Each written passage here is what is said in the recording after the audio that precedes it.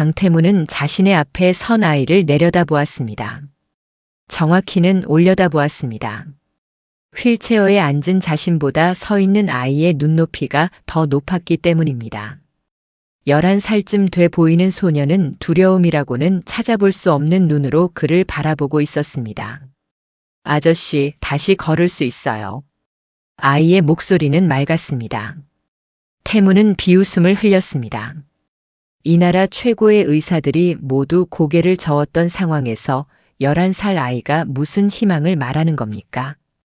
얼마면 되겠니? 100만 원? 200만 원? 태무는 지갑을 꺼내려 했습니다. 하지만 아이는 고개를 저었습니다. 돈 말고요. 사과부터 하세요. 태문의 손이 멈췄습니다. 사과라니. 누구에게? 무엇을? 아이는 태문의 눈을 똑바로 바라보며 다시 말했습니다. 다리는요, 마음이 먼저 움직여야 따라 움직여요. 아저씨 마음은 아직 주저앉아 있잖아요. 그날 강태무는 처음으로 돈으로 해결되지 않는 시선을 마주했습니다. 그리고 6년 만에 처음으로 자신이 외면해왔던 어떤 무게를 느꼈습니다. 아이의 말은 짧았지만 그 짧은 말이 6년간 쌓아올린 거짓의 벽을 흔들기 시작했습니다. 태무는 아이를 쫓아내려 했습니다. 하지만 그날 밤 그는 다시 악몽을 꾸었습니다. 무너지는 건물, 비명, 그리고 자신이 외면했던 얼굴들. 잠에서 깬 태무는 축축한 이마를 닦으며 생각했습니다. 저 아이는 대체 누구인가? 그리고 왜 자신의 가장 아픈 곳을 정확히 찌르는 걸까? 답을 알 수 없었습니다. 하지만 한 가지는 확실했습니다. 저 아이가 이 집에 온 이상 그의 삶은 더 이상 예전과 같을 수 없을 것입니다. 구독과 좋아요, 그리고 소중한 댓글은 영상 제작에 큰 힘이 됩니다. 강태무는 한때 이 나라에서 가장 강력한 남자 중 한 명이었습니다. 태성건설. 그가 일군 회사는 이 나라 곳곳에 빌딩을 세웠고 다리를 놓았으며 아파트 단지를 만들었습니다.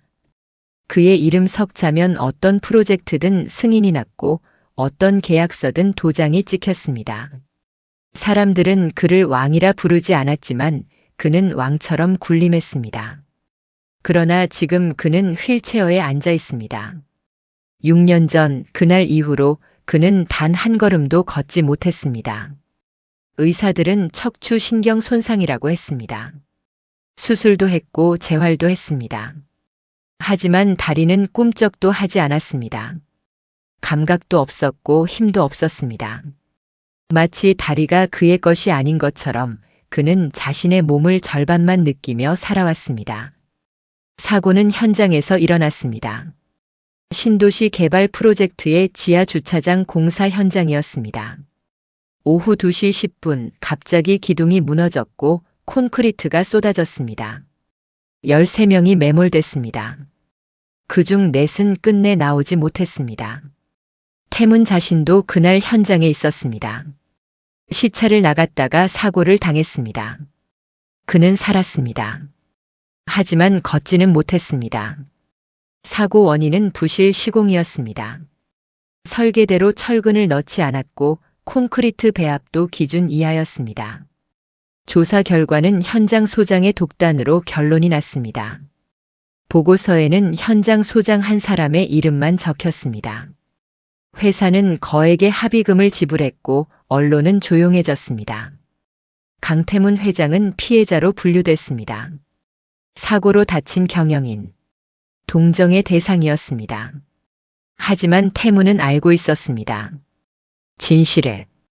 그날 밤마다 그를 찾아오는 악몽 속에서 그는 자신이 외면했던 것들을 똑똑히 보았습니다. 보고서를 받았을 때 그는 알고 있었습니다. 현장 소장 혼자만의 문제가 아니라는 것을. 비용 절감 압박은 본사에서 내려왔고 공기 단축 지시도 본사에서 나왔습니다. 현장은 그저 지시를 따랐을 뿐입니다. 그러나 태무는 침묵했습니다. 회사를 지켜야 했습니다. 주가를 지켜야 했습니다. 그리고 무엇보다 자신을 지켜야 했습니다. 그래서 그는 현장 소장 한 사람에게 모든 것을 뒤집어 씌우고 돈으로 입을 막았습니다. 그렇게 진실은 묻혔습니다. 이후 6년간 태무는 세상과 단절된 채 살았습니다. 회장직은 유지했지만 경영은 전무 한도식에게 맡겼습니다. 태무는 저택 2층 방에서 휠체어에 의지한 채 하루를 보냈습니다. 창밖을 보거나 서류를 검토하거나 그냥 멍하니 천장을 올려다보거나 사람을 만나지 않았습니다. 친구도 동료도 심지어 가족도. 아들 강지우는 1년에 한두 번 얼굴을 비췄고 그마저도 차갑게 인사만 하고 떠났습니다.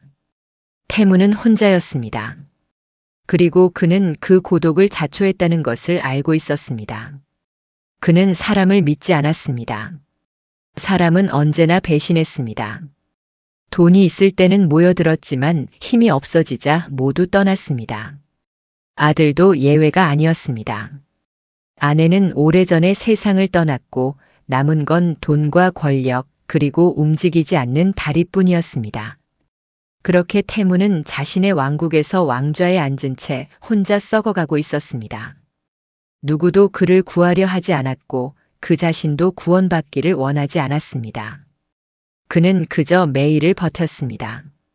악몽을 견디고 죄책감을 삼키고 하루하루를 휠체어 위에서 흘려보냈습니다. 그러던 어느 날 그의 집에 새로운 사람들이 들어왔습니다. 윤미정은 45이었습니다. 그녀의 얼굴에는 세월보다 더 깊은 피로가 새겨져 있었습니다. 남편은 5년 전 교통사고로 세상을 떠났고 그 이후 그녀는 딸 서아를 홀로 키우며 살아왔습니다. 식당 주방 보조, 청소 용역, 야간 편의점 아르바이트. 할 수 있는 일은 모두 했습니다.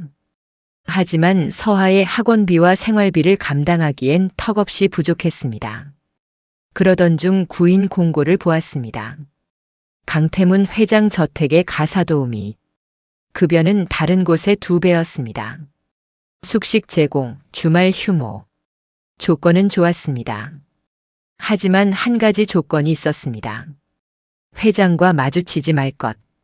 말을 걸지 말 것. 눈을 마주치지 말 것. 마치 유령처럼 일하라는 것이었습니다. 미정은 고민 끝에 지원했습니다. 그리고 합격했습니다. 딸 서아도 함께 데려올 수 있다는 허락을 받았습니다. 서아는 11살이었습니다. 조용하고 영리한 아이였습니다. 엄마가 일하는 동안 혼자서도 잘 지낼 수 있는 아이였습니다. 그렇게 모녀는 강태문의 저택으로 들어왔습니다. 저택은 거대했습니다. 정원만 해도 축구장만 했고 집은 3층 구조에 방이 10개가 넘었습니다. 하지만 그 넓은 집에 사는 사람은 고작 3명이었습니다. 회장, 집사 최승재, 그리고 주방을 담당하는 50대 여성 박순희. 그게 전부였습니다. 미정과 서아에게 주어진 방은 1층 구석의 작은 방이었습니다. 창문은 작았고 벽은 차갑게 느껴졌습니다. 하지만 미정은 만족했습니다. 안전한 잠자리와 꾸준한 수입. 그것만으로도 충분했습니다. 첫날 미정은 집사 최승재로부터 업무 지시를 받았습니다. 청소, 빨래, 정리정돈. 단 2층은 올라가지 말 것. 회장님의 공간이니까. 식사는 주방의 박순희가 담당하니 손대지 말 것. 그리고 가장 중요한 것, 회장님과 마주치거든 고개를 숙이고 비켜설 것. 회장님은 사람을 좋아하지 않으십니다. 특히 새로운 사람을요. 최승재의 목소리는 무표정했습니다. 그는 마치 기계처럼 정확하게 지시했고 감정은 드러내지 않았습니다. 미정은 고개를 끄덕이며 알았다고 대답했습니다. 하지만 서아는 달랐습니다. 아이는 호기심 가득한 눈으로 저택을 둘러보았습니다. 넓은 거실, 화려한 샹들리에, 벽에 걸린 그림들. 서아는 모든 것이 신기했습니다. 그리고 2층 계단 앞에서 멈춰 섰습니다. 엄마, 저기 누가 살아? 미정은 황급히 서아의 손을 잡아 끌었습니다. 거기 올라가면 안 돼. 알았지? 서한은 고개를 끄덕였지만 눈은 여전히 계단을 향하고 있었습니다. 그날 저녁 서한은 2층에서 내려오는 휠체어 소리를 들었습니다. 바퀴가 복도를 구르는 소리, 그리고 무거운 한숨 소리. 서한은 문틈으로 살짝 내다보았습니다. 휠체어에 앉은 남자가 보였습니다. 머리는 희끗희끗했고 얼굴은 수염으로 덮여 있었습니다. 눈은 깊게 꺼져 있었고 입은 굳게 다물어져 있었습니다. 강태문이었습니다. 서한은 그를 보는 순간 이상한 느낌을 받았습니다. 슬픔. 아니, 슬픔보다 더 무거운 것. 죄책감. 그리고 분노. 여러 감정이 뒤섞여 있었습니다. 마치 그 남자가 무언가를 짊어지고 살아가는 것처럼 느껴졌습니다. 다음 날 아침 서한은 정원에서 태문과 마주쳤습니다. 태문은 혼자 정원을 돌고 있었습니다. 휠체어를 직접 밀면서 서한은 그 앞으로 걸어갔습니다. 안녕하세요. 태문은 고개를 들었습니다. 아이를 보았습니다. 처음 보는 얼굴이었습니다. 넌 누구냐? 목소리는 거칠었습니다. 서한은 미소를 지었습니다. 저 윤서하예요. 어제 엄마랑 왔어요. 태문은 눈을 가늘게 떴습니다. 새로 들어온 가사도우미의 딸이구나. 그는 고개를 돌렸습니다. 비켜라. 하지만 서한은 비키지 않았습니다. 대신 태문의 휠체어를 가만히 바라보았습니다. 그리고 입을 열었습니다. 아저씨, 다시 걸을 수 있어요. 태문의 손이 멈췄습니다. 그는 천천히 고개를 들어 아이를 보았습니다. 아이는 진지한 표정이었습니다. 장난이 아니었습니다. 무슨 소리냐? 진짜예요. 마음부터 고치면 다시 걸을 수 있어요. 태문은 비웃음을 흘렸습니다. 마음? 그게 뭐가 중요한데? 다리는요, 마음이 먼저 움직여야 따라 움직여요. 아저씨 마음은 아직 주저앉아 있잖아요. 태문의 얼굴이 굳었습니다. 이 아이는 도대체 무슨 말을 하고 있는 겁니까? 마음이 주저앉아 있다니. 태문은 짜증이 났습니다. 내 엄마한테 전해라. 애 교육 똑바로 시키라고. 그는 휠체어를 돌려 저택 안으로 들어갔습니다. 서한은 그 뒷모습을 조용히 바라보았습니다. 그날 밤 태문은 또 악몽을 꾸었습니다. 그리고 잠에서 깨어났을 때 그는 아이의 말을 떠올렸습니다. 마음이 주저앉아 있다. 그 말이 계속 머릿속을 맴돌았습니다. 서한은 포기하지 않았습니다. 그 이후로도 서한은 틈만 나면 태문을 찾았습니다. 정원에서, 거실에서, 복도에서. 태문은 처음엔 무시했습니다. 그러나 아이는 집요했습니다. 아저씨, 오늘은 날씨가 좋네요. 산책하고 싶지 않으세요? 아저씨, 이 꽃 이름이 뭔지 아세요? 엄마가 모르신대요. 아저씨, 저 새 좀 보세요. 날개가 다쳤는데 날아가려고 해요. 사소한 말들이었습니다. 하지만 태문에게는 낯설었습니다. 6년간 아무도 그에게 말을 걸지 않았습니다. 아무도 그의 일상에 관심을 두지 않았습니다. 그런데 이 아이는 달랐습니다. 마치 그가 휠체어에 앉아 있지 않은 것처럼 평범한 어른처럼 대했습니다. 어느 날 서한은 태문에게 공책 한 권을 내밀었습니다. 이거 드릴게요. 이게 뭐냐? 사과 연습장이요. 태문은 공책을 펼쳐보았습니다. 첫 페이지에 또박또박한 글씨로 적혀 있었습니다. 사과는 용기입니다. 용기는 마음을 움직입니다. 마음이 움직이면 몸도 움직입니다. 태문은 황당했습니다. 이걸 왜 나한테 주는 거냐? 아저씨가 써야 하니까요. 내가 누구한테 사과를? 서한은 태문의 눈을 똑바로 바라보며 말했습니다. 아저씨가 제일 잘 알잖아요. 누구한테 사과해야 하는지. 태문의 가슴이 철렁했습니다. 이 아이는 알고 있는 걸까? 아니, 알 리가 없습니다.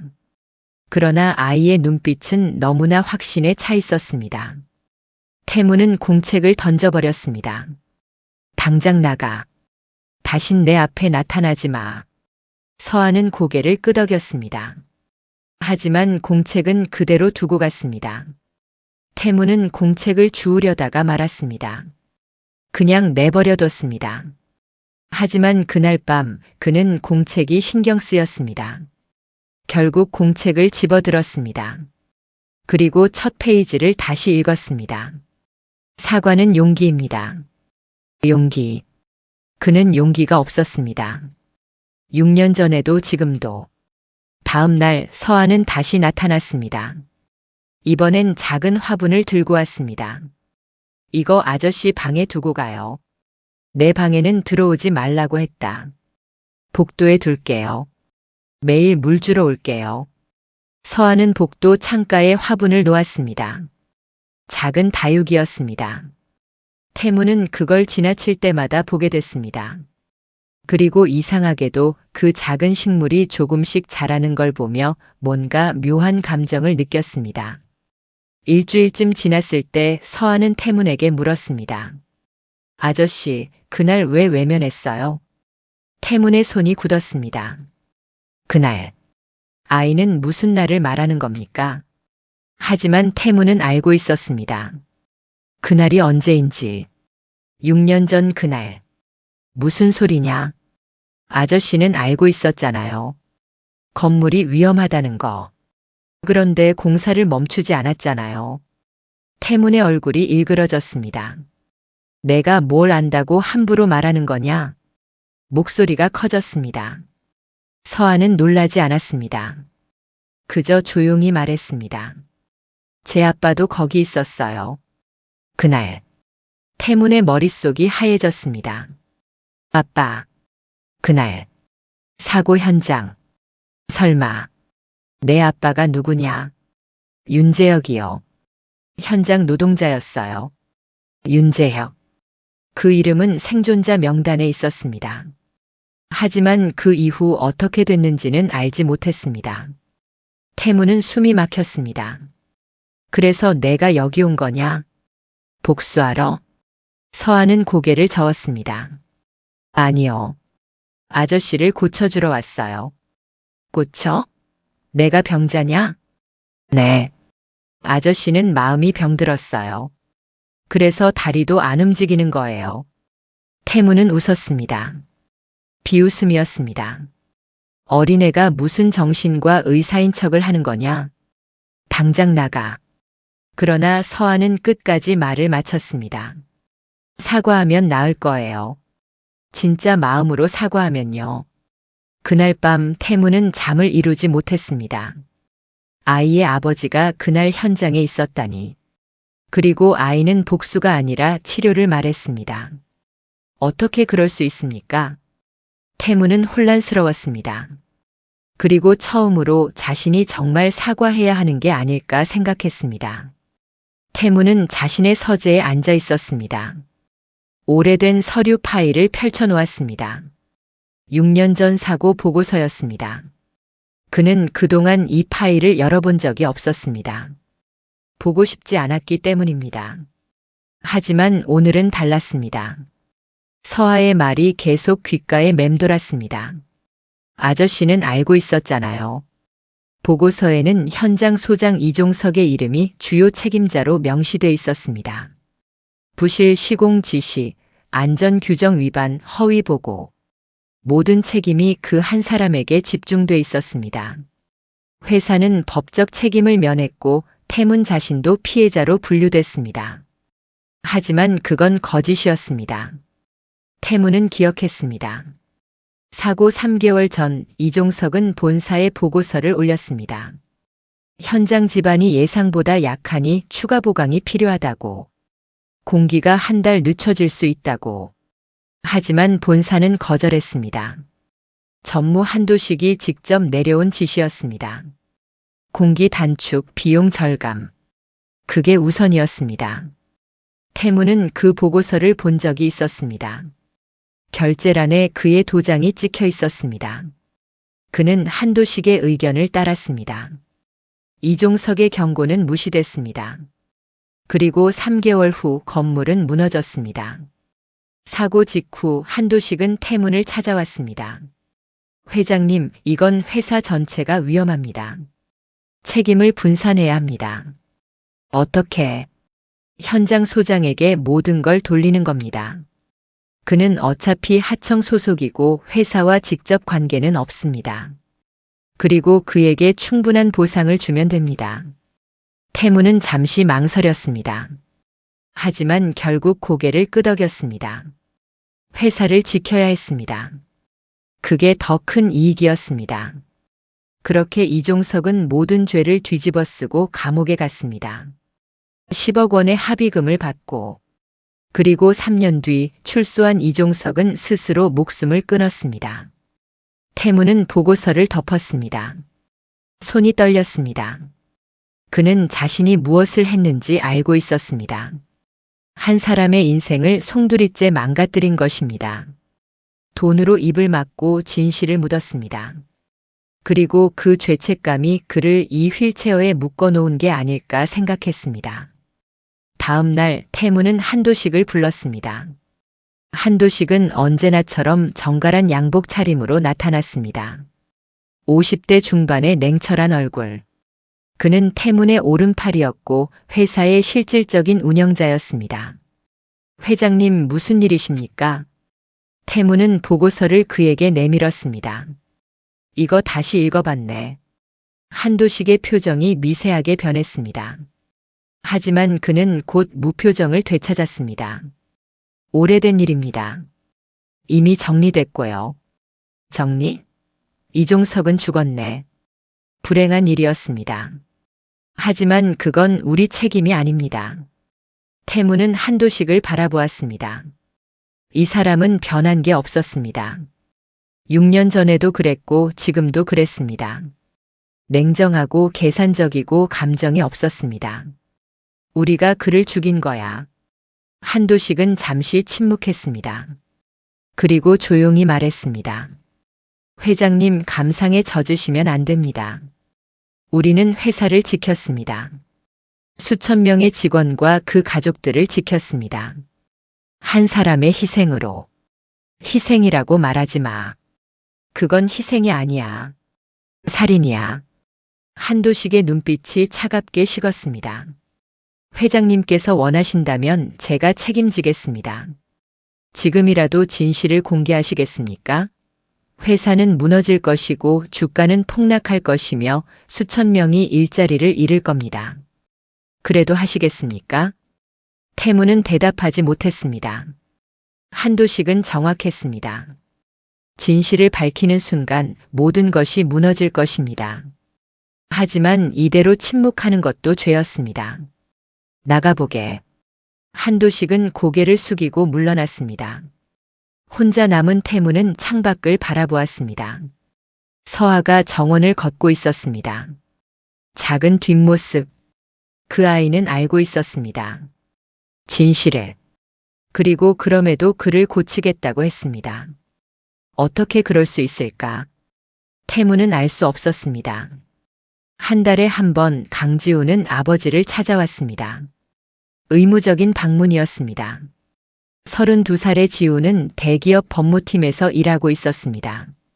아버지의 회사가 아닌 경쟁사였습니다. 그건 그의 선택이었습니다. 아버지로부터 멀어지고 싶었습니다.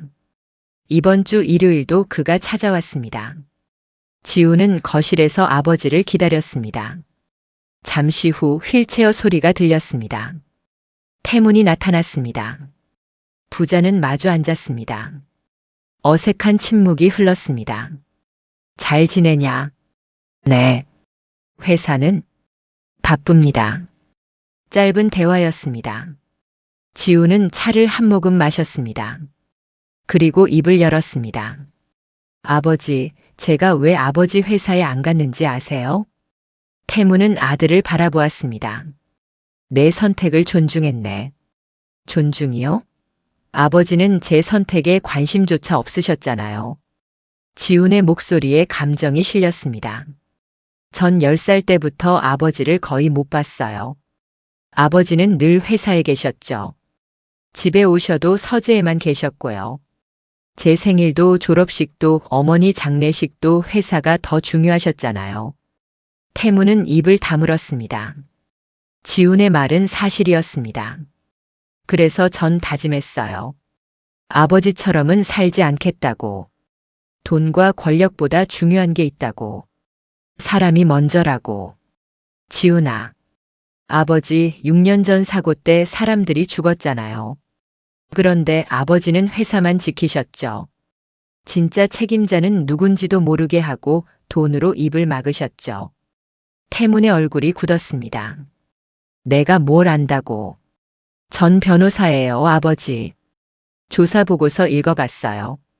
너무 깔끔하게 정리됐더라고요. 현장 소장 혼자만의 책임으로. 그게 가능할 리 없는데. 지우는 아버지를 똑바로 바라보았습니다. 그래서 전 아버지를 존경할 수 없어요. 아버지는 사람보다 회사를 선택하셨으니까. 태무는 아무 말도 하지 못했습니다. 아들의 눈빛은 실망으로 가득했습니다. 그 눈빛이 태문의 가슴을 찔렀습니다. 지우는 자리에서 일어났습니다. 이제 가보겠습니다. 다음 달에 또 뵙죠. 그는 등을 돌렸습니다. 태무는 그 뒷모습을 바라보았습니다. 뭔가 말하고 싶었습니다. 하지만 목소리가 나오지 않았습니다. 지우는 그렇게 떠났습니다.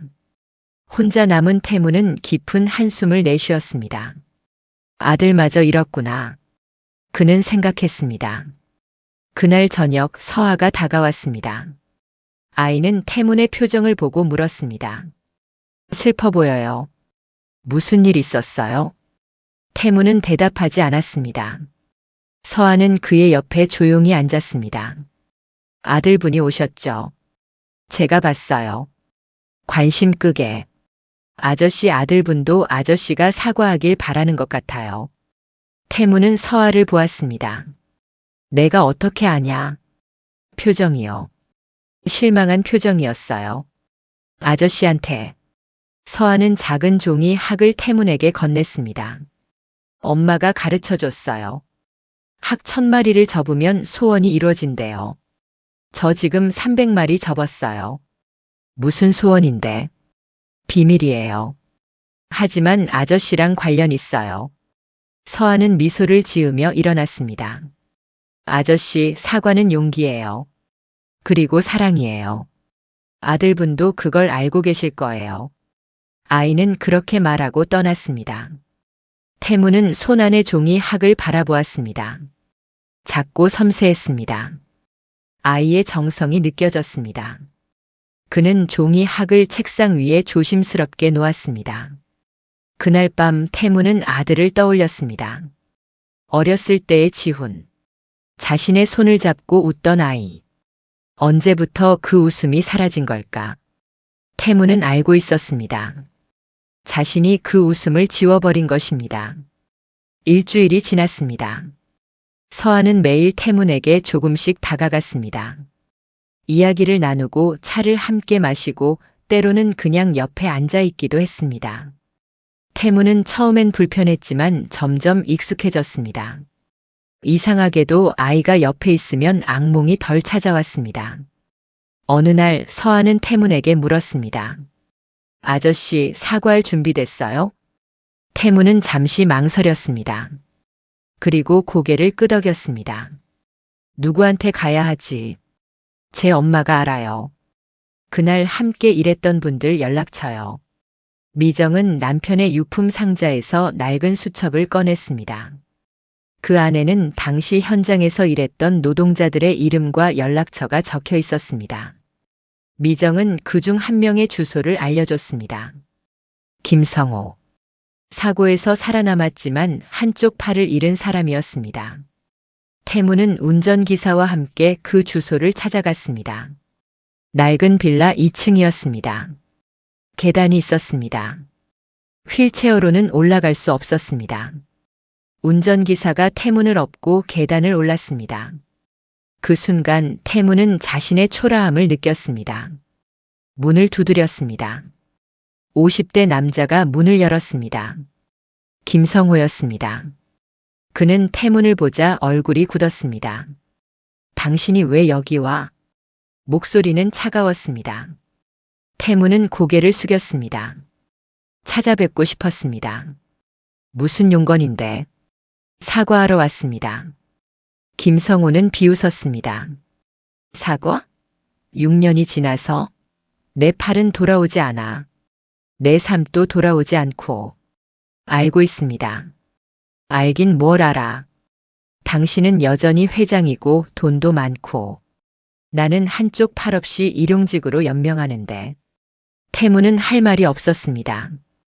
김성호의 말은 모두 사실이었습니다. 사과한다고 뭐가 달라져? 그냥 돌아가.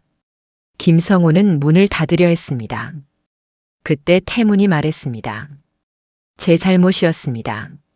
제가 공사를 멈췄어야 했습니다. 보고를 받았을 때 위험하다는 걸 알았습니다. 그런데도 공사를 강행했습니다. 돈과 시간이 아까워서. 그래서 당신의 팔을, 당신의 삶을, 그리고 네 사람의 목숨을 빼앗았습니다. 태문의 목소리가 떨렸습니다. 김성호는 멈춰 섰습니다. 사죄합니다. 용서를 구할 자격도 없다는 걸 압니다. 하지만 제가 할 수 있는 건 이것뿐입니다. 태무는 휠체어에 앉은 채로 허리를 깊이 숙였습니다. 김성호는 그 모습을 말없이 바라보았습니다. 한참의 침묵이 흘렀습니다. 그리고 김성호가 입을 열었습니다. 용서는 못해. 아마 평생 못할 거야. 태무는 고개를 들었습니다. 하지만 당신이 찾아온 건 인정하지. 6년간 아무도 찾아오지 않았으니까. 김성호는 문을 닫았습니다. 태무는 그 앞에 잠시 앉아 있었습니다. 그리고 운전기사의 도움을 받아 다시 계단을 내려왔습니다. 차에 타며 태무는 이상한 느낌을 받았습니다. 가슴이 조금 가벼워진 것 같았습니다. 그날 밤 태무는 다리에 미세한 따뜻함을 느꼈습니다. 6년 만에 처음이었습니다. 태무는 변호사를 불렀습니다. 그리고 말했습니다. 6년 전 사고 관련 자료를 모두 검토해주게. 진실을 밝히고 싶네. 변호사는 놀란 표정을 지었습니다. 회장님, 그러시면 회사가 위험합니다. 알고 있네. 그래도 해야 할 일이야. 변호사는 일주일간 자료를 검토했습니다. 그리고 결론을 내렸습니다. 당시 본사의 비용 절감 압박과 공기 단축 지시가 사고의 직접적 원인이었습니다.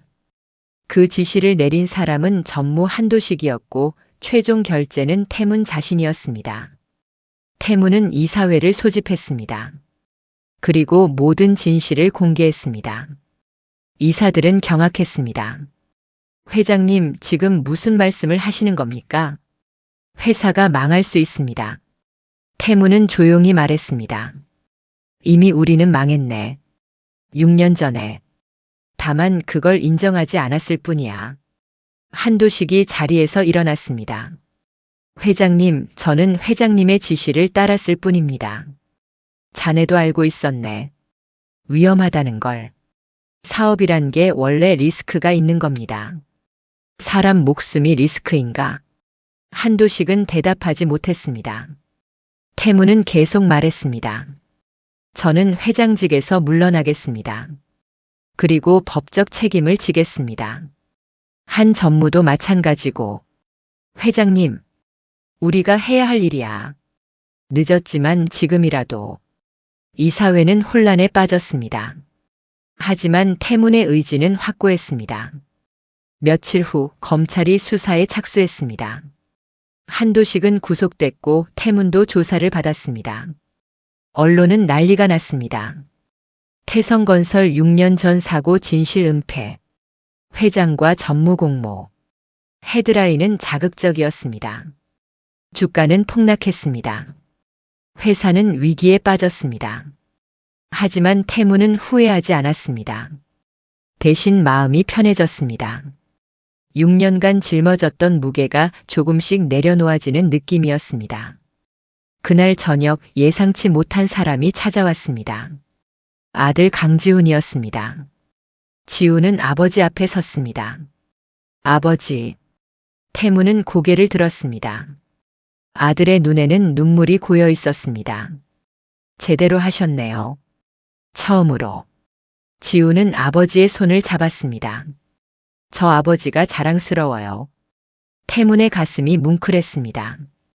6년 만에 처음 듣는 말이었습니다. 아니, 평생 처음 듣는 말인지도 몰랐습니다. 태문은 아들의 손을 꽉 잡았습니다. 그리고 눈물이 흘렀습니다. 오랜만에 흐르는 눈물이었습니다. 그날 밤 태문은 다리에 힘이 느껴졌습니다. 조금씩, 아주 조금씩 그는 혼자 발가락을 움직여 보려 했습니다. 그리고 움직였습니다. 미세하게 하지만 확실하게. 석 달이 지났습니다. 재판은 진행 중이었습니다. 태무는 모든 혐의를 인정했습니다. 변호사는 선처를 구했지만 태무는 거절했습니다. 마땅한 처벌을 받겠습니다. 판사는 태문을 보며 말했습니다. 피고인은 왜 이제야 진실을 밝혔습니까? 태무는 대답했습니다. 부끄럽지만 용기가 없었습니다. 그러다 한 아이를 만났습니다. 그 아이가 가르쳐 줬습니다. 사과는 용기라고. 그리고 용기는 마음을 움직인다고. 그 아이가 누구입니까? 피해자의 딸입니다. 그 아이는 저를 용서하지 않았습니다. 대신 고쳐주려 했습니다. 그게 제게는 더 큰 가르침이었습니다. 판결은 집행유예였습니다. 피해자 유족들과의 합의, 진심 어린 반성, 그리고 자발적 진실 공개를 고려한 결과였습니다. 태무는 법정을 나서며 서아를 보았습니다. 아이는 엄마 손을 잡고 서 있었습니다. 태무는 다가가 무릎을 꿇었습니다. 정확히는 휠체어에서 내려와 바닥에 무릎을 댔습니다. 서하야, 그리고 미정 씨. 감사합니다. 그리고 미안합니다. 미정은 눈물을 흘렸습니다. 저희 남편은 돌아오지 않아요. 하지만 회장님이 변하셨다는 건 알겠어요. 서하는 태문의 손을 잡았습니다. 아저씨, 이제 걸을 수 있을 거예요. 진짜로. 태문은 미소를 지었습니다. 그날부터 태문은 재활에 전념했습니다. 매일 아침 재활실에 갔습니다. 서하가 함께했습니다. 아이는 태문의 손을 잡고 응원했습니다. 아저씨 할 수 있어요. 마음이 움직이니까 다리도 움직일 거예요. 처음엔 발가락만 움직였습니다. 그 다음엔 발목이 움직였습니다. 그리고 어느 날 태무는 무릎을 구부릴 수 있었습니다. 의사들은 놀라워했습니다. 의학적으로 설명이 안 됩니다. 신경이 회복된 겁니다. 태무는 알고 있었습니다. 이건 의학이 아니라고. 마음이라고. 용서와 사과 그리고 용기. 그것이 그를 다시 일으켜 세운 것입니다. 석 달 후 태무는 혼자 일어섰습니다. 재활실에 서였습니다. 의사와 물리치료사가 지켜보는 가운데 그는 휠체어에서 일어났습니다. 다리가 떨렸습니다. 하지만 버텼습니다. 그리고 첫 발을 내디뎠습니다. 비틀거렸지만 넘어지지 않았습니다. 한 걸음, 두 걸음, 세 걸음. 그는 걷고 있었습니다. 문이 열렸습니다. 서아가 들어왔습니다. 아이는 태문을 보고 환하게 웃었습니다. 봐요, 아저씨. 마음이 먼저였죠? 태문은 웃으며 고개를 끄덕였습니다. 그래, 내 말이 맞았어. 서아는 달려와 태문을 껴안았습니다. 태문은 아이를 안으며 생각했습니다. 이 아이가 자신을 구한 것입니다. 6년간 주저앉아 있던 마음을 일으켜 세운 것입니다. 서하야. 네. 우리 가족이 되지 않을래? 서하는 고개를 갸웃했습니다. 무슨 말이에요? 너와 내 엄마. 이 집에서 함께 살았으면 좋겠어. 가사도우미가 아니라 가족으로. 서하는 엄마를 보았습니다. 미정은 놀란 표정이었습니다. 태무는 계속 말했습니다. 나한테는 아들이 있지만 오랫동안 가족답지 못했어. 하지만 너희를 만나고 진짜 가족이 뭔지 알게 됐어. 함께 밥 먹고 이야기 나누고 서로 걱정해 주는 것. 그게 가족이더라. 미정은 눈물을 닦았습니다. 회장님, 저희는 미정 씨도 이제 편하게 지냈으면 좋겠어요. 서아도. 그리고 저도. 우린 서로에게 필요한 사람들이니까. 서아는 태문의 손을 잡았습니다. 좋아요. 가족할게요. 태문은 처음으로 진심으로 웃었습니다. 6년 만에 느끼는 따뜻함이었습니다. 그날 저녁 태문은 처음으로 휠체어 없이 식탁에 앉았습니다. 서하와 미정, 그리고 찾아온 아들 지훈까지. 네 사람은 함께 저녁을 먹었습니다. 웃음소리가 식탁 위로 퍼졌습니다. 태문은 그 순간을 오래 기억하고 싶었습니다. 무너진 왕국이 아니라 따뜻한 가족의 순간을. 밤이 깊었습니다. 태문은 창가에 서서 밤하늘을 바라보았습니다. 서 있는 자신이 신기했습니다. 6년간 잃어버렸던 감각이었습니다. 하지만 이제는 다시 걸을 수 있었습니다. 마음이 움직였으니까. 용기를 냈으니까. 그리고 사과했으니까. 뒤에서 작은 발자국 소리가 들렸습니다. 서아였습니다. 아이는 태문의 옆에 섰습니다. 잠이 안 와요? 태문은 고개를 끄덕였습니다. 너무 많은 게 변해서 그런가 봐. 서아는 밤하늘을 올려다보았습니다. 엄마가 그러는데요. 별은 이미 죽은 빛이래요. 우리가 보는 건 아주 오래전 모습이래요. 그렇지. 그럼 아저씨도 그랬던 거 아닐까요? 6년 전에 진짜 아저씨는 이미 죽었고 지금까지는 그냥 옛날 빛만 남아 있었던 거요. 그런데 이제 진짜 새로운 빛이 시작된 거예요. 태문은 아이를 내려다보았습니다. 11살 아이가 어떻게 이런 말을 할 수 있을까? 하지만 서아의 말은 옳았습니다. 그는 6년간 죽은 채로 살았습니다. 진짜 자신은 그날 사고 현장에 묻혀 있었습니다. 하지만 이제는 달랐습니다. 다시 살아났습니다. 서하야, 고마워. 뭐가요? 날 살려줘서. 서하는 고개를 저었습니다. 제가 살린 게 아니에요. 아저씨가 스스로 일어선 거예요. 전 그냥 옆에 있었을 뿐이에요. 그래도 내가 없었으면 난 여전히 그 휠체어에 앉아 있었을 거야. 서아는 태문의 손을 잡았습니다. 이제 함께 걸어요. 아저씨 혼자가 아니니까요. 태문은 아이의 손을 꽉 잡았습니다. 작지만 따뜻한 손이었습니다. 그 손이 그를 이끌었습니다. 어둠에서 빛으로, 죄책감에서 용서로, 그리고 휠체어에서 자신의 두 발로. 1년이 흘렀습니다. 태성건설은 새로운 경영진 아래 재건 중이었습니다. 회사는 작아졌지만 더 투명해졌습니다. 안전이 최우선이었고 사람이 우선이었습니다. 태무는 더 이상 회장이 아니었습니다. 대신 그는 안전 고문으로 일했습니다. 현장을 직접 돌며 안전 점검을 했습니다. 걸어서 어느 봄날 태무는 6년 전 사고 현장을 찾았습니다. 그곳은 이제 작은 추모공원이 됐습니다. 희생자 4명의 이름이 새겨진 비석이 서 있었습니다. 태무는 그 앞에 무릎을 꿇었습니다. 꽃을 놓고 고개를 숙였습니다. 늦었지만 진심으로 사죄합니다. 제 탐욕이 여러분의 목숨을 빼앗았습니다. 남은 생은 속죄하며 살겠습니다. 그는 오랫동안 그 자리에 앉아 있었습니다. 바람이 불었습니다. 따뜻한 봄바람이었습니다.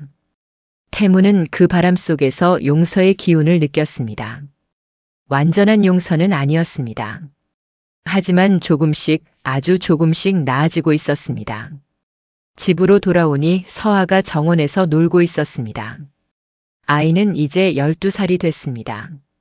조금 더 자랐고 더 밝아졌습니다. 서아는 태문을 보고 달려왔습니다. 아빠. 그 호칭의 태문은 매번 가슴이 뭉클했습니다. 입양은 아직 진행 중이었지만 서아는 이미 그를 아빠라 불렀습니다.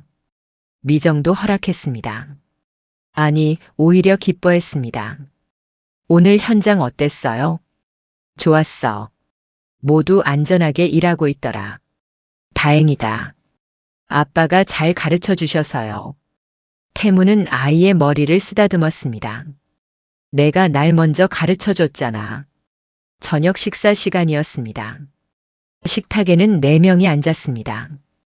태문, 미정, 서하, 그리고 지훈.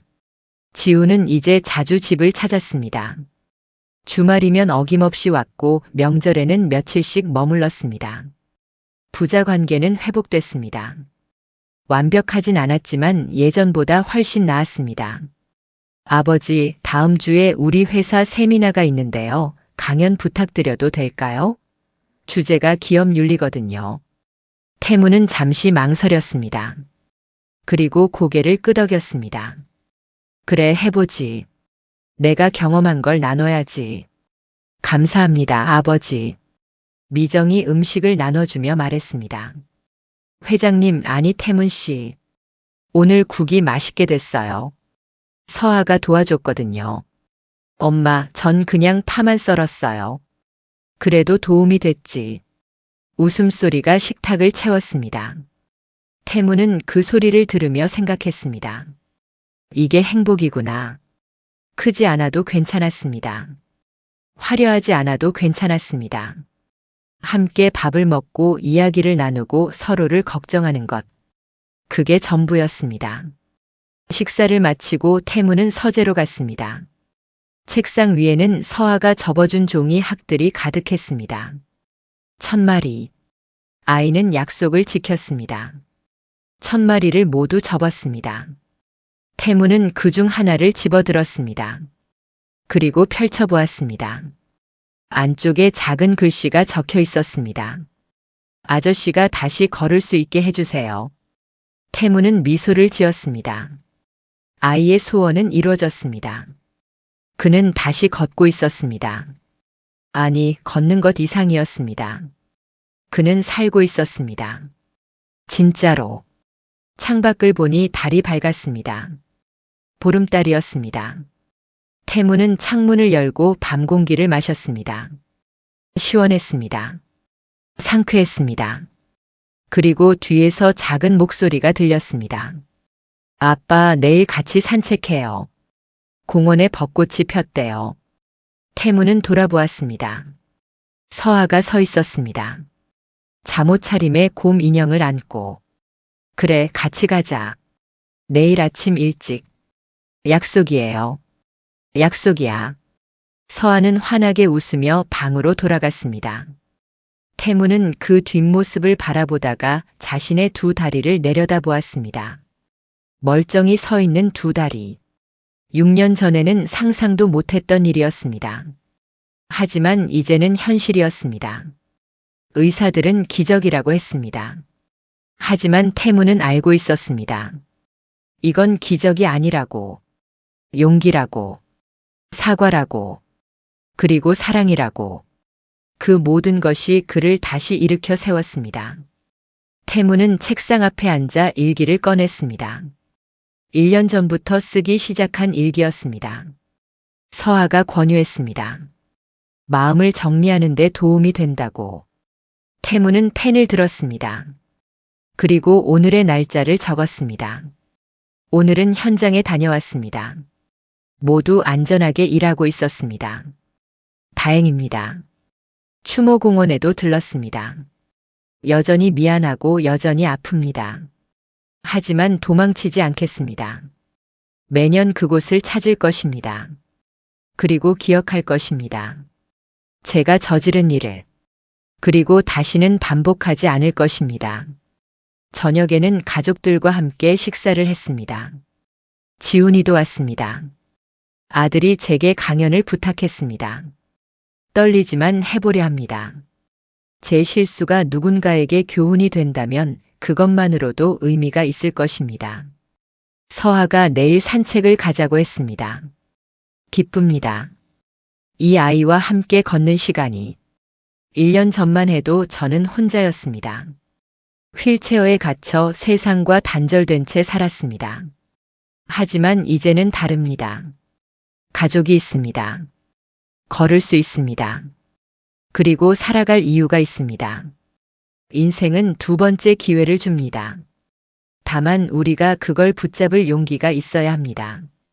저는 붙잡았습니다. 늦었지만 붙잡았습니다. 그리고 이제는 놓치지 않을 것입니다. 태무는 일기를 덮었습니다.